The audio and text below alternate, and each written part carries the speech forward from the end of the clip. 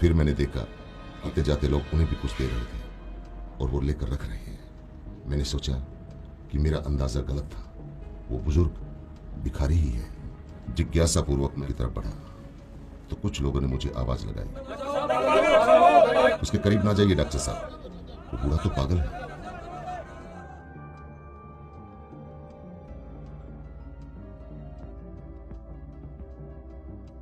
बाबा, आपको कोई शारीरिक प्रॉब्लम है क्या? Good afternoon, doctor. I think I may have some eye problem in my right eye. इतनी बढ़िया अंग्रेजी सुनकर मैं चौंक गया। फिर मैंने उनकी आंखें देखी, पका हुआ मोतियाबिंद था उनकी आंखों में, और मैंने कहा, बाबा आपको मोतियाबिंद है?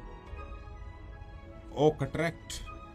I had cataract operation in 2014 for my left eye. बाबा काफी पढ़े लिखे लगते हो। पढ़े लिखे।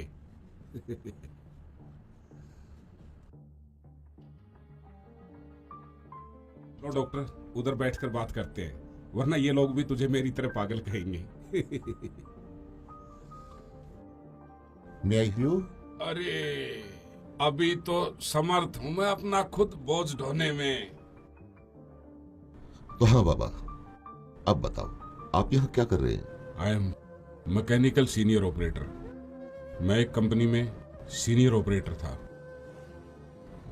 वहां नए बच्चों को सिखाते सिखाते एक दिन मशीन में पैर आ गया और बैसाखी हाथ में आ गई।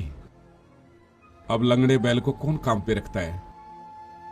कंपनी ने पैर का ट्रीटमेंट कराया और मुझे कुछ पैसे देकर घर भेज दिया।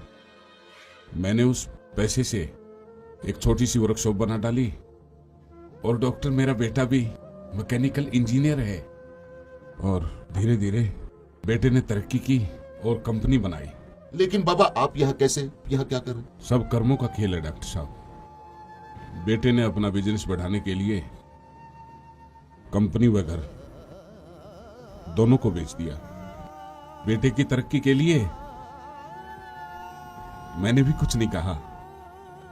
बेटा बच्चों को लेकर सब कुछ बेच बाच कर जापान चला गया और हम जापानी बुढ़े और बुढ़िया यहां रह गए। लेकिन बाबा आप इतने टैलेंटेड हैं, जहां पर भी पाँव मारोगे पानी निकाल दोगे। I means you can do everything in your life, but why? You better know. कहां से मारूं पैर, कैसे? मेरे कहने का मतलब ये था कि आपको अपने लाइन का इतना एक्सपीरियंस है, so you can do everything. आपको कोई भी नौकरी दे देगा। यस डॉक्टर, इसीलिए मैं कंपनी में जॉब करता हूं और वहां मुझे पूरे 8,000 तनख्वाह मिलती है। आप यहाँ क्या कर रहे हो? बेटे के जाने के बाद मैंने एक छोटा सा घर किराए पे लिया और मैं और मेरी पत्नी दोनों रहते हैं। उसको पैरालिसिस है। 9 से 5 मैं जॉब करता हूं और 5 से 7 यहां भीख मांगता हूं। फिर शाम को तीनों के लिए खाना बनाता हूं। 1 मिनट, अभी आपने बताया कि घर पे आप और आपकी पत्नी है, फिर ये तीसरा? हाँ डॉक्टर, मेरे बचपन में मेरे माँ बाप मुझे छोड़कर चले गए थे, तो मेरा एक दोस्त था।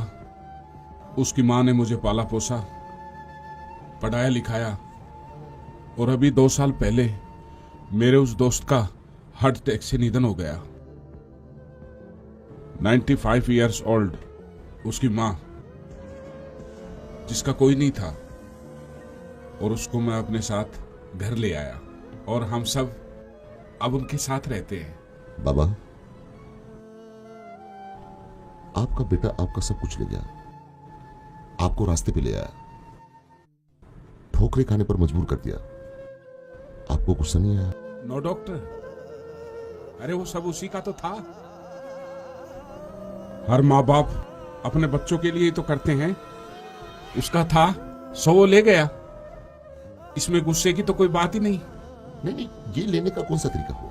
ये तो सरासर लूट हुई ना। हाँ, और अब आपका भीख मांगने का कारण भी मेरी समझ में आ गया। 8,000 रुपए में आप तीनों का गुजारा नहीं होता, इसलिए आप यहां आते हो। नो डॉक्टर, 8,000 रुपए में मैं सब कुछ मैनेज कर लेता हूं, खाना पीना।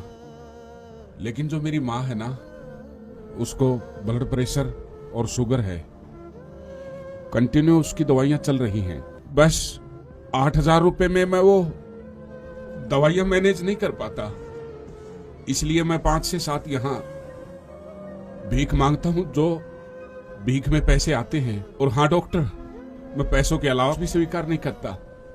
जो भीख में जो पैसे आते हैं, मैं मेडिकल स्टोर वाले को जमा करा देता हूं हर रोज, और वो मुझे महीने भर की दवाइयां दे देता है।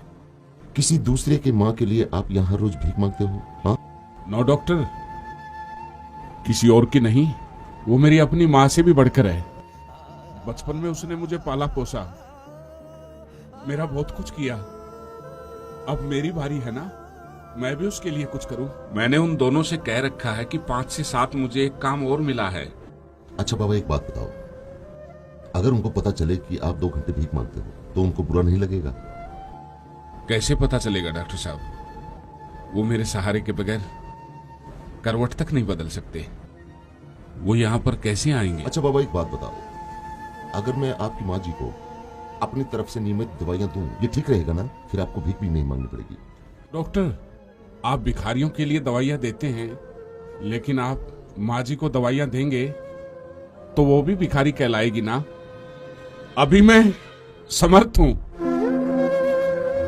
मुझे कोई भिखारी कहे तो चलेगा, लेकिन माँ जी को कोई भिखारी कहे ना, वो मुझे मंजूर नहीं। डॉक्टर बाबा, भिखारी को डॉक्टर समझकर नहीं बल्कि ये भाई समझकर आई रिक्वेस्ट यू, प्लीज ये दवाइयां स्वीकार कर लीजिए। डॉक्टर, मुझे इस रिश्ते में मत बांधो,